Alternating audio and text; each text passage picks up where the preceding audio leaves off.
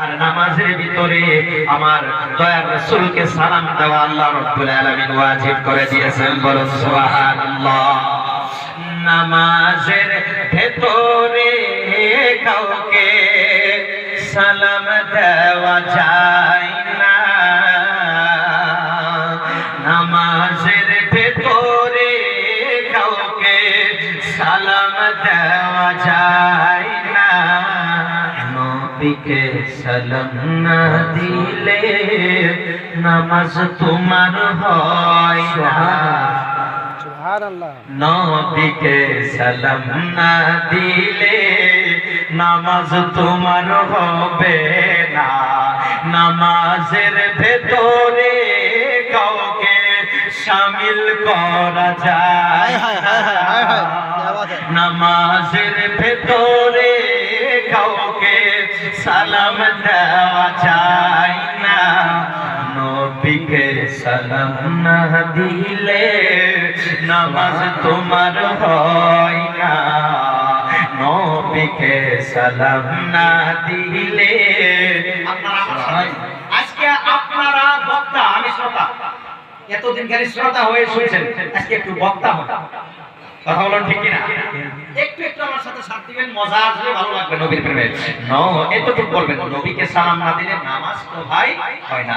নবীকে সালাম না দিলে নামাজ তো ভাই হয় না। নবীকে সালাম না দিলে নামাজ তো ভাই হয়। বক্তা আপনারা তো কম না, সুরে কি মিলাইছেন? নবীকে সালাম না দিলে নামাজ হয় না। চমৎকার ঘটনা রে ভাই, চমৎকার ঘটনা রে ভাই, হাদিস পাকে আছে। চমৎকার ঘটনা রে ভাই, হাদিস পাকে আছে। উঠে নবীর কদম পাকে সাজদা করে ফেলেছে। উঠে নবীর কদম পাকে সাজদা করে ফেলে। বলুন, উঠে নবীর কদম পাকে সাজদা করে ফেলেছে। উঠে নবীর কদম পাকে সাজদা করে ফেলেছে।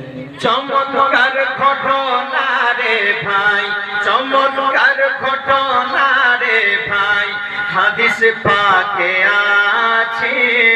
উঠে নবীর কদম পাকে সাজদা করে ফেলেছে। কিছু মানুষ আছে আবু জেহেল মার্কা মানুষ আছে না সমাজের কথা। আবু জাহিল মার্কা মানুষ নবীকে চিনে না।